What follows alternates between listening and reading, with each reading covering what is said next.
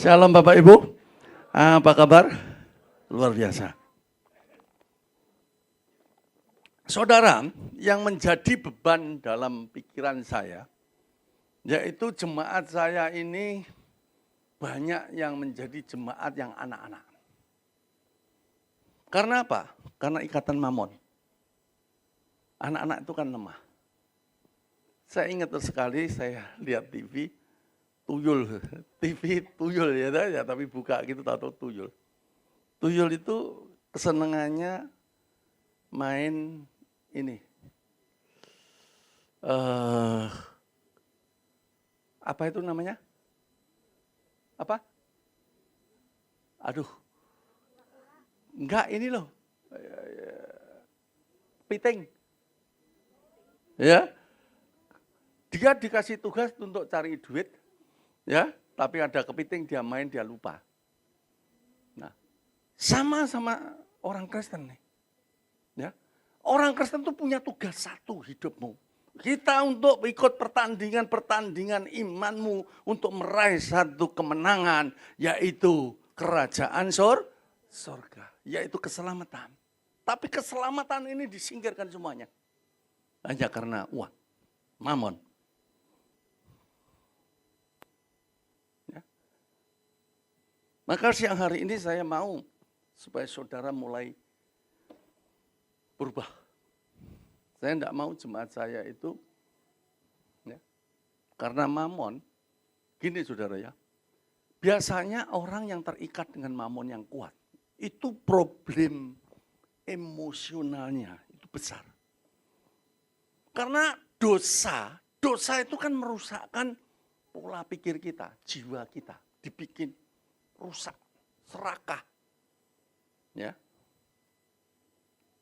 Makanya orang yang terikat dengan mamon, dampaknya itu kikir, akar segala kejahatan, cinta, uang, jahat, keluarga pun akan dikorbankan karena uang. Tidak ada kasih. Makanya Tuhan mengatakan begini, coba tolong 1 Yohanes 2 ayat 15.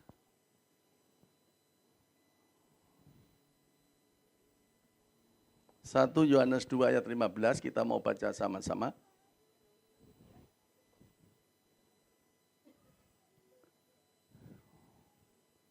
Bisa ya ditanyakan dari sana? Oke. Ayo baca sama-sama 3, 2, 1. Janganlah kamu mengasihi dunia dan apa yang ada di dalamnya. Jikalau orang mengasihi dunia, maka kasih akan bahwa tidak ada di dalam orang itu tidak ada betul. Ya, kalau engkau terikat mamon, ini kan begini orang Kristen itu, dia itu bersahabat dengan mamon, dengan mempergunakan Yesus. Yang sering saya ngomong, orang Kristen itu memanfaatkan Yesus. Dagingnya itu kuat sekali, hidup dalam hawa nafsunya. Ya, ikatan dengan mamon itu kuat sekali. Yang ayat 16. Sebab semua yang ada di dalam dunia ini yaitu keinginan daging dan keinginan mata serta keangkuhan hidup bukanlah berasal dari Bapa melainkan dari dunia. 17. Dan dunia ini sedang lenyap dengan keinginannya, tetapi orang yang melakukan kehendak Allah tetap hidup selama-lamanya. Karena anak-anak Tuhan itu terikat sekali dengan mamon. Lihat. Problem emosional itu gini loh. Kalau engkau punya bakat kemarahan, yang tukang marah, ya keangkuhan hidup di sini tadi kan keinginan mata, keinginan daging, keangkuhan hidup. Kita ini kan cari uang untuk menjadi orang yang kaya, punya mobil mewah, rumah luar biasa. Untuk apa? Untuk cari pengakuan. Betul enggak?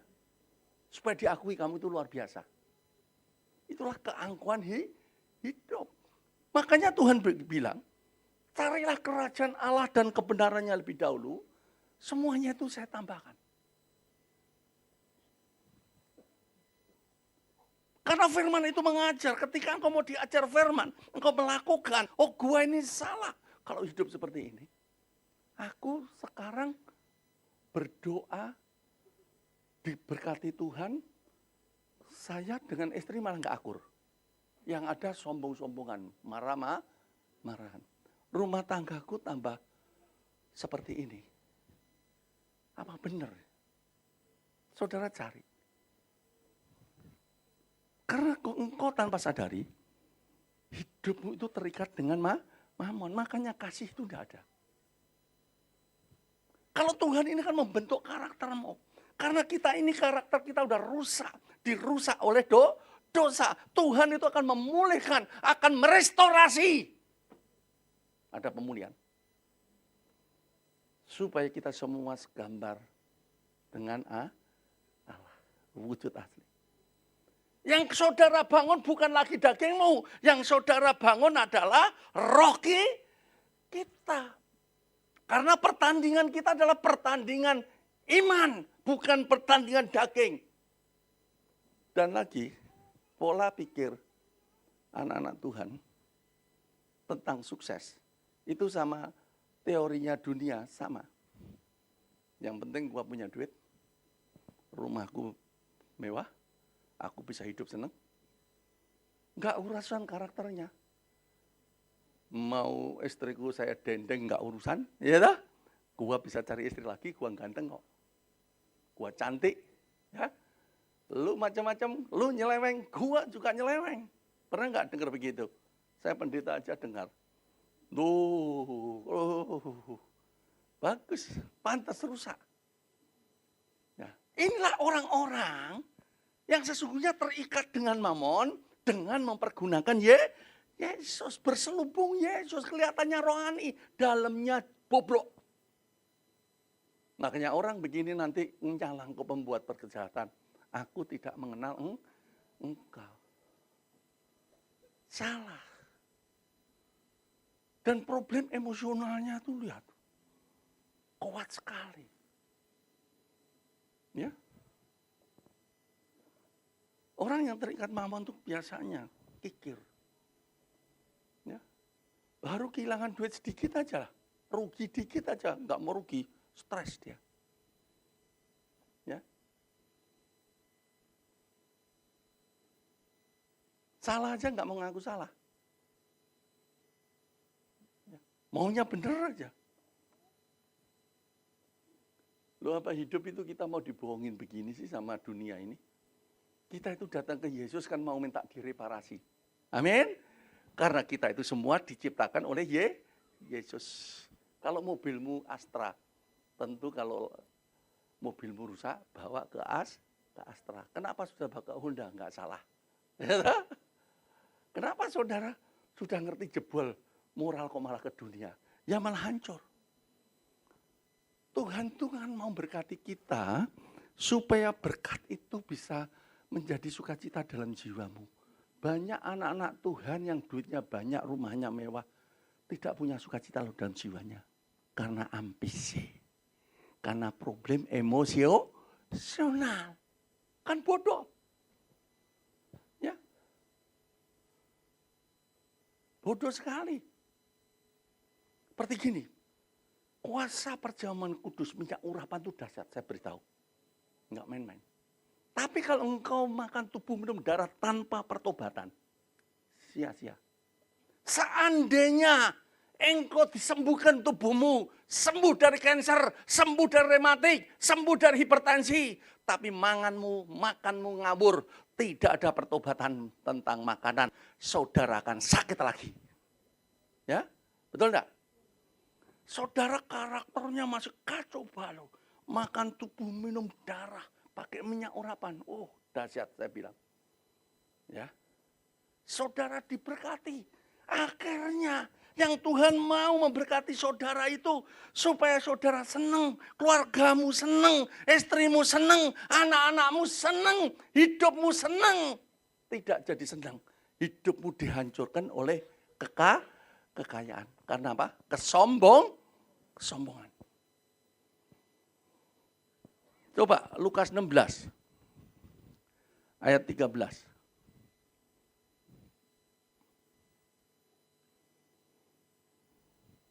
Seorang hamba tidak dapat mengabdi kepada dua Tuhan. Karena jika demikian ia akan membenci yang seorang dan mengasihi yang lain. Atau ia akan setia kepada yang seorang dan tidak mengindahkan yang lain. Kamu tidak dapat mengabdi kepada Allah dan kepada Mamon. Jelas.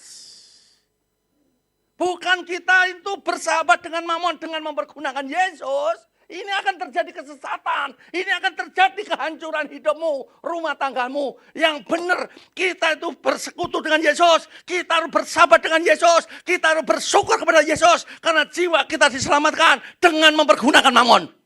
Maka selamatlah jiwamu. Kamu akan memperoleh kerajaan surga. Tepuk tangan kita luar biasa. Haleluya. Amin. Itu yang benar.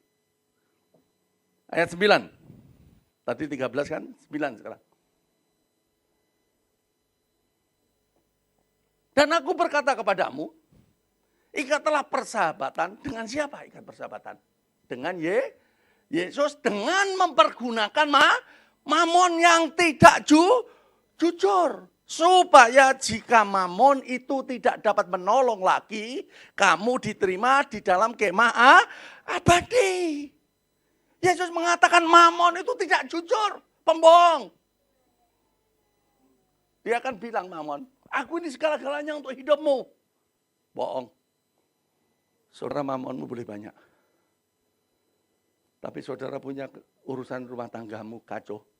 Mamonmu bisa nolong? Ayo. Mamonmu itulah yang membuat rumah tanggamu kacau. Karena istrimu dan suamimu adalah orang berdosa yang tidak mau bertobat. Digunakan Mamon, dirangsang hawa nafsunya, keinginan dagingnya, sombong-sombongan. Loh, apakah saudara mau dibohongi begini terus sih? Kalau siang hari ini saya sudah membukakan pikiranmu, saudara tetap mau bersahabat dengan Mamon dengan mempergunakan Yesus, terserah. Tapi saya sebagai seorang pendeta, tanggung jawab atas jiwa-jiwamu. Maka saya kalau ngajar, tidak pernah saya curi. Saudara, perkara mujizat. Aduh, tadi di Ciputra itu, kalau siapa tadi yang ada di Ciputra, boleh tanya. Orang disembuhin kayak makan rawon aja, basbus makan rawon. Ya toh? Orang dipegang sembuh. Tapi saya tidak bisa berkata bahwa di sini akan terjadi kesembuhan seperti itu. Ya. Karena bilang, saya setiap minggu itu pasti terjadi mujizat. Tapi saya tidak mau membesar-besarkan ini. Saya mau mendidik umat saya, jemaat saya untuk masuk dalam kerajaan surga. Supaya punya kerendahan hati, keluargamu saling mengasihi, mencintai, dipulihkan. Amin. Saudara punya uang sedikit, punya uang sedengan, punya uang banyak, jiwamu penuh kelimpahan, sukacita. Tepuk tangan kita luar biasa. Haleluya.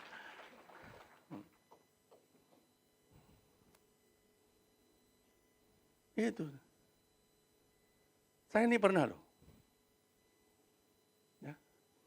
Diundang orang itu direkomendasi temannya. Temannya yang undang saya sesungguhnya. Pak, tolong ini dilayani, teman saya sedang bangkrut, mengalami kebangkrutan, dia stres sekali, Pak. Saya datang. Orang itu bilang apa sama saya? Itu pengalaman paling pahit yang saya rasakan, tapi saya enggak apa-apa. Wong dia enggak ngerti. Ya. Saya diginiin loh. Sesungguhnya saya itu enggak ngundang Bapak. Itu teman saya. Oh, kurang ajar ya? Ya. Kurang ajarnya kebangetan. Sesungguhnya saya itu cari pendeta apa? Pendeta A itu sakti. Saya sudah cium kakinya baru sekali. Kalau 3 kali, Pak, masalah saya akan beres. Gila enggak? Ya sudah Ibu, wong sana sakti. Ya saya pulang aja ya, terima kasih.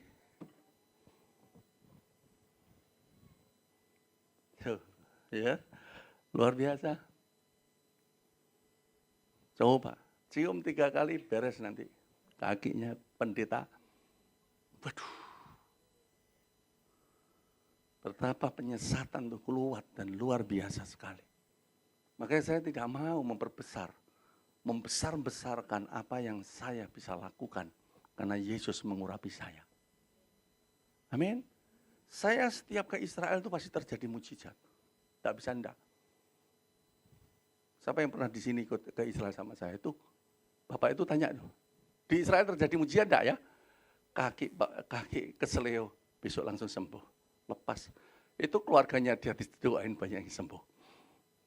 Ya. Tapi saya tidak pernah membanggakan itu. Saya mau mengajar. Yesus mengatakan begini, orang hidup itu bukan dari roti saja. Tapi dari firman. Firman itu mengajar saudara. Firman itu membukakan mata hati dan pengertian yang dalam. Amin.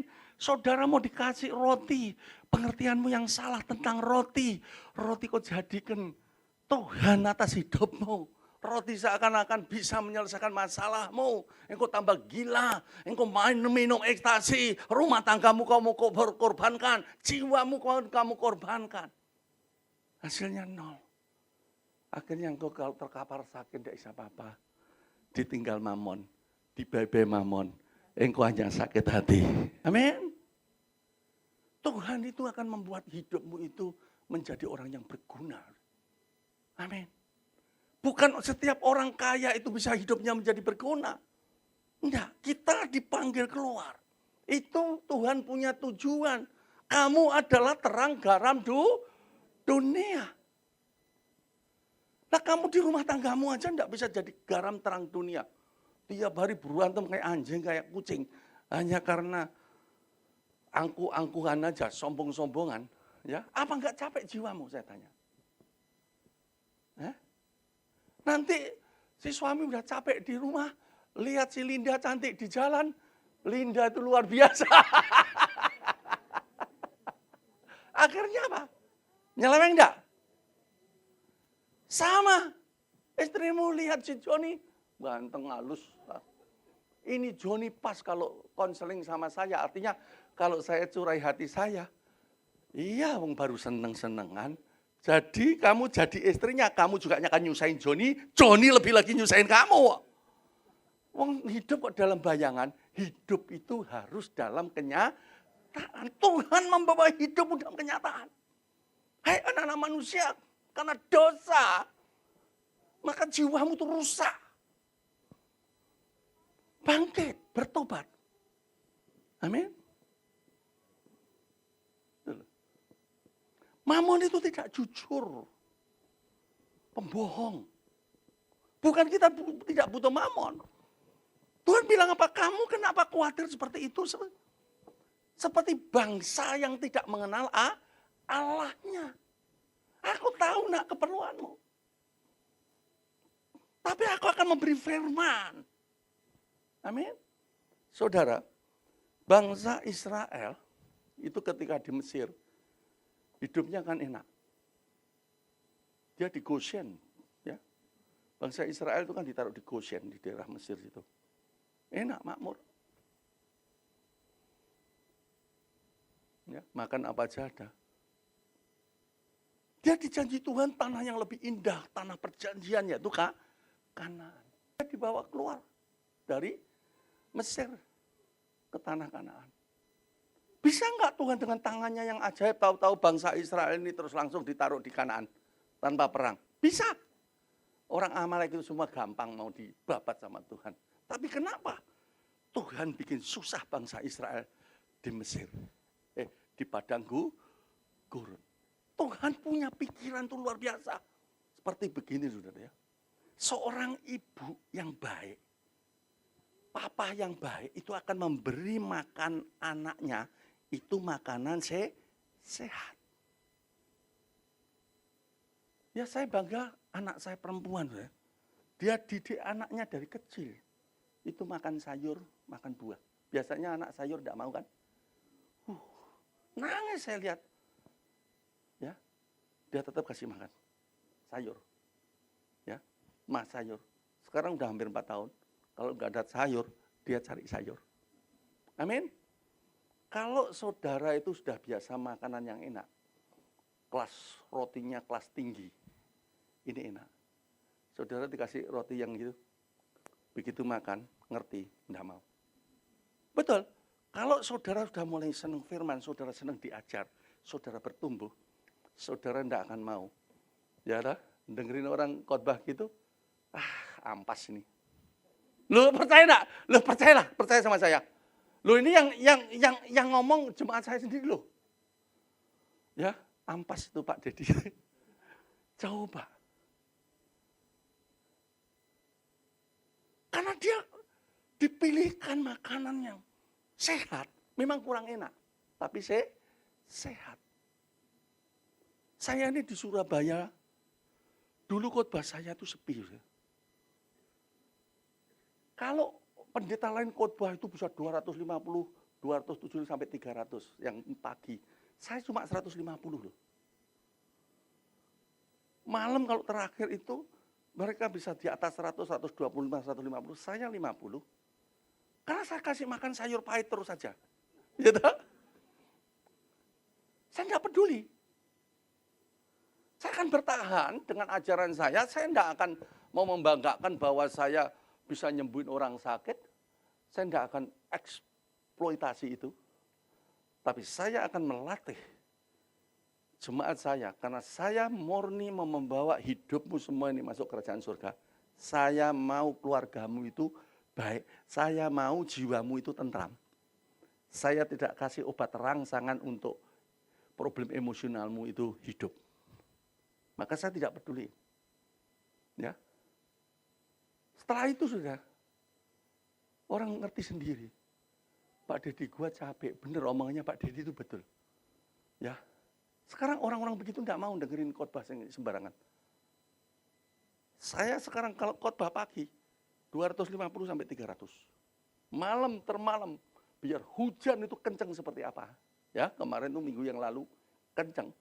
Di bawah 100 itu masih 80 orang. Ya. Coba. Kalau biasa sudah di atas 100, 150. Orang mulai ngerti.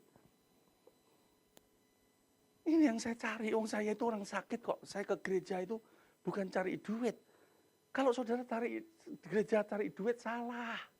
Saudara akan saya ubah pola pikirmu, pola hidupmu. Amin. Cara kerjamu kau dapatkan dari gereja sesuai dengan kebenaran firman Tuhan. Engkau kerja diberkati Tuhan, berhasil, suami istri akur, jiwamu pun penuh ketenangan, bukan gejolak-gejolak emosional yang enggak karu-karuan yang menghancurkan engkau jadi sombong, yang dulunya enggak pernah minum, belajar minum, jadi peminum, yang enggak pernah judi, ya tahu karena ketemu temannya diajari judi, karena apa? Dibangga-banggain. Kita ini mau berhasil itu kan cari pengakuan. Kalau tidak dipersiapkan jiwamu itu kuat, diubah pola pikirmu, nantinya orang itu dapat pengakuan, akhirnya gila hormat. Itu loh. Ya. Di sini masih ada enggak yang main judi bola? Pasti enggak ada yang ngaku. Mana berani ngaku? Ya tak? Kepengen kaya. Saya enggak sedih sama jemaat saya gimana tuh, Saudara? Maju. Pak, saya doain, Pak. Kenapa, Bapak? Supaya besok saya dapat 3 miliar. Loh, dapat 3 miliar itu Bapak punya tagihan yang macet, mau sedang proses ini, dijanjiin besok, atau apa? Enggak, saya enggak ada pekerjaan, tapi biar turun dari surga. Gila enggak? Rusak enggak model begini? Gimana saya sebagai seorang pendeta kalau enggak punya tanggung jawab terhadap jiwa begitu? Kalau saya enggak mau ngajar yang baik. Ya. Memangnya sulapan duit 3 miliar itu dianggap duit ketengan apa? Seperak aja enggak bisa turun dari surga kok. Ya. 3 miliar ini kan bener-bener sableng. Ya. Saya sedih. Betapa saya lebih bergairah lagi untuk ngajar, Saudara. Mau datang boleh, nggak datang nggak apa-apa. Mau 2 orang, 5 orang, saya ajar. Saya tetap kalau ngajar semangat kok. Karena saya mau saudara itu diselamatkan. Itu motivasi saya. Kalau saya pendeta hanya narik supaya saya terkenal, saudara senang sama saya, waduh nyenengin orang paling gampang. Tapi itu tidak sesuai dengan panggilan saya dan tidak sesuai dengan hati nurani saya. Saya dipanggil bukan untuk menyesatkan saudara. Saya dipanggil untuk membawa saudara yang salah jalan kepada jalan yang benar. Tepuk tangan jadi kita luar biasa. Itu yang saudara ingat. Ya. Coba Ulangan 8.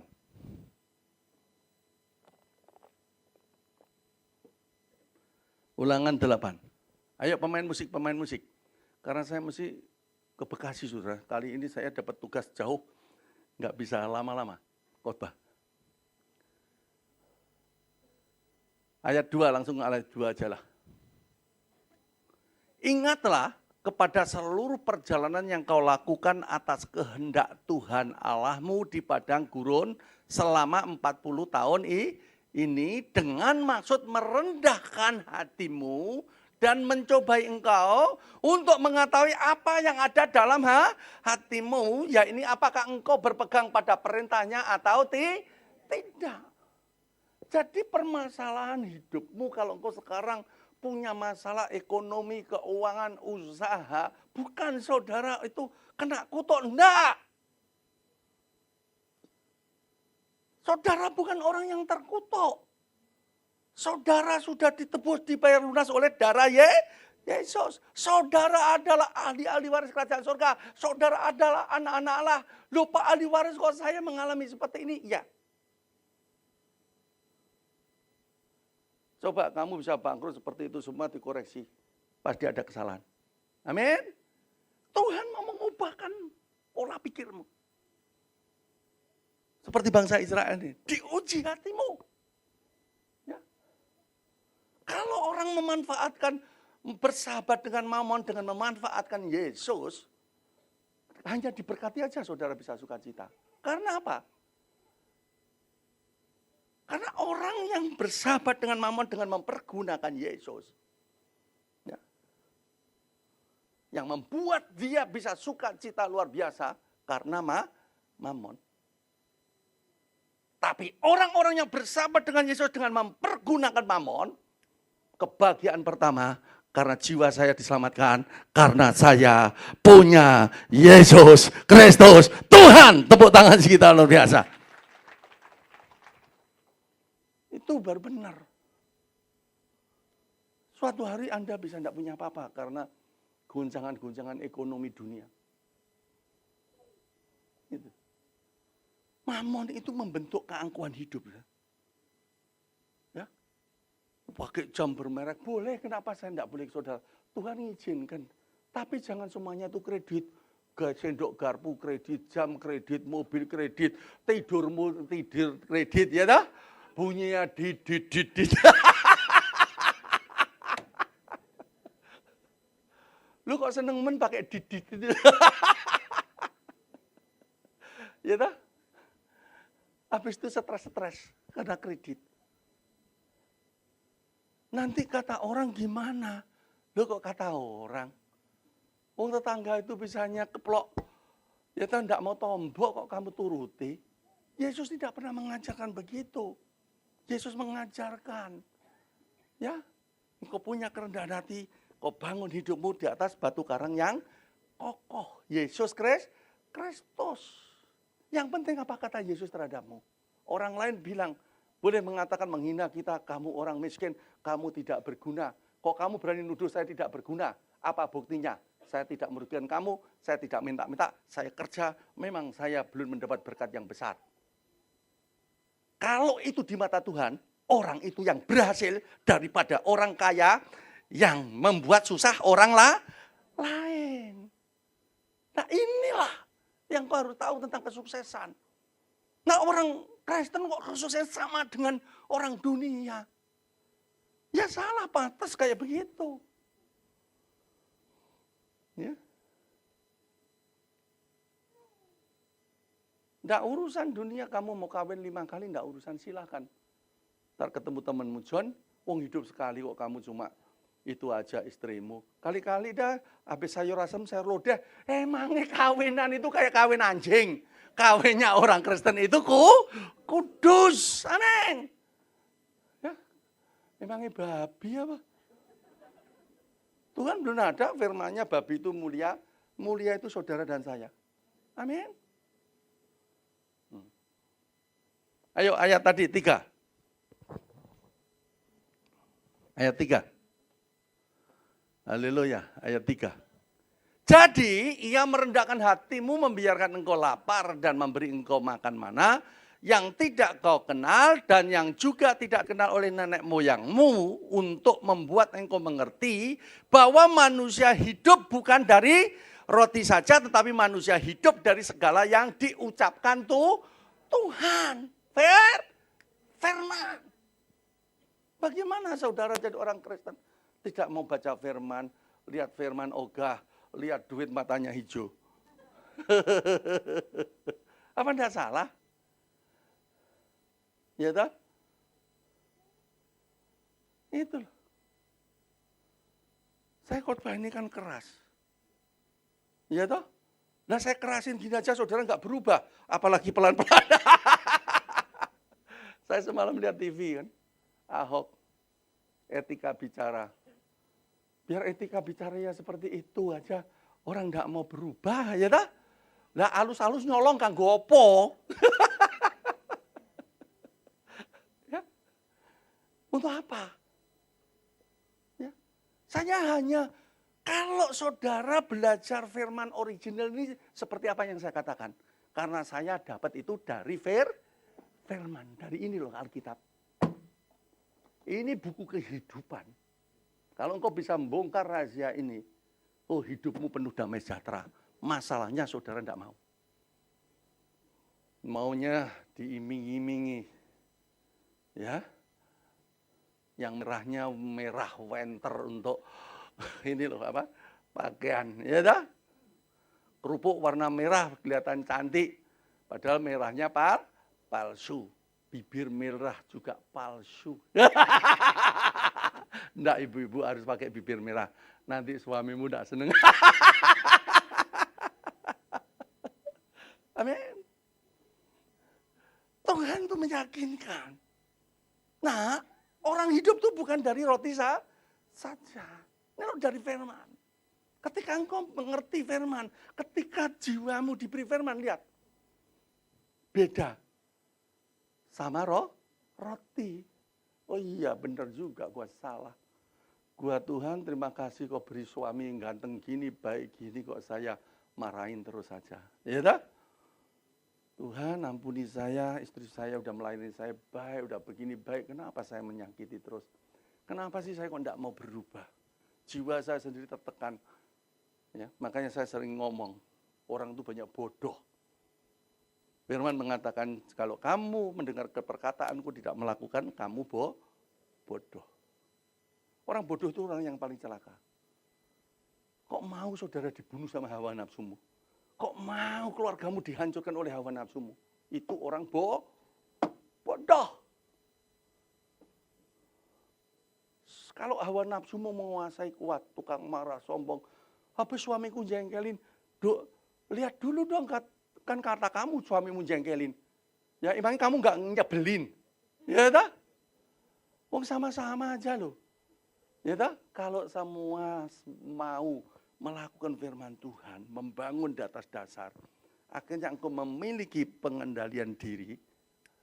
Engkau lihat istrimu, meskipun cubre, ya tak? Hidungnya engkau bilang, mah sekarang engkau paling cantik di dunia.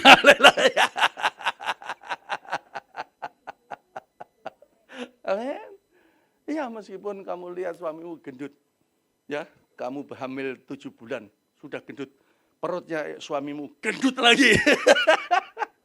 Kamu lihat, Pak, I love you so much. Biar perut papa gendut, tapi papa itu luar biasa. Karena gendutnya, papa mengasihi saya. Lambuk punya perasaan, istri udah hamil 7 bulan, udah gini, perutnya suami ya kurang lah ya toh. Jangan tambah.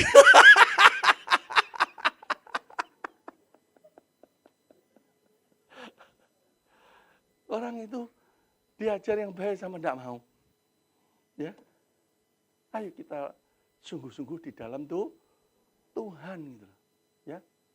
Saudara dan saya itu dijadikan Tuhan garam terang dunia. Kalau kamu punya ikatan dengan mamon, saudara, saya jamin engkau tidak akan bisa menjadi garam terang dunia. Karena kamu banyak problem emosional. Ya, saya ingat waktu mertua saya dulu itu ikut saya ya. Saya belum bertobat. Saya kan orangnya marahan. Ya, saya keikat mamon kuat. Ya. Jadi sombong, ya, angkuh. Nah, rumah tangga saya itu kan panas terus. Ya. Mertua saya nyesel dapat mantu saya. Katanya mantuku gile gitu. Ya sudah, memang benar kenyataannya begitu. Ya. Istri saya kan pendiam, saudara. Bayangkan. Ya. Lah dia lihat anaknya dapat suami model begini. Ya, gimana mertua nggak sakit hati? Ya, sakit hati, diempet aja karena ikut menantu. Ya. Nah, begitu saya bertobat, saya tidak pernah cerita tentang Yesus kepada mertua saya. Kenapa?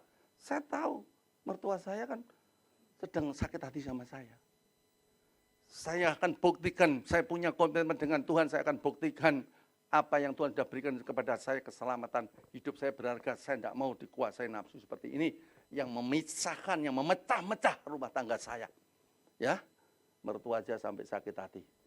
Ya, saya bangun Misbah Keluarga. Ya, kurang lebih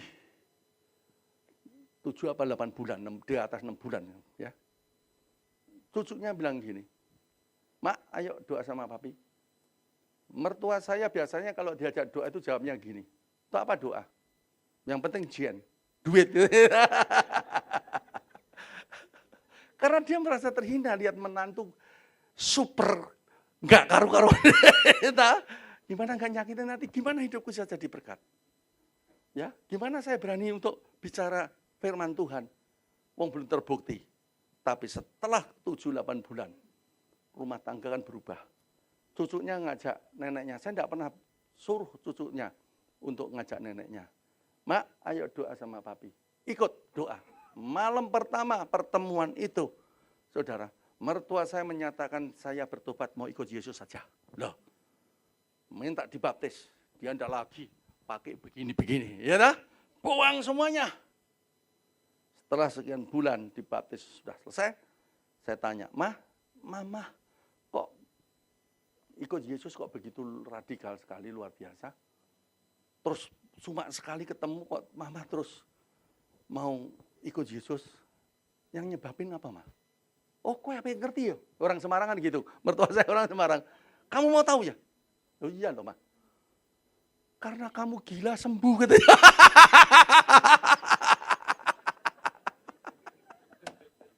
Coba. Yang kedua, karena dia juga takut masuk neraka. Ya. Kalau saya bisa bayangin, kalau sampai saya ngaku orang Kristen, saya tidak ada perubahan. Meskipun saya doa setiap hari, meskipun saya nyanyi-nyanyi setiap hari di rumah itu, tidak dirasakan ada perubahan dalam hidup saya. Hidup saya tidak menggarami, tidak menjadi terang bagi mertua saya. Kalau mertua saya mati, siapa yang punya tanggung jawab? Saya loh. Makanya saya beritahu saudara semua, jangan tertawa-tertawa senang.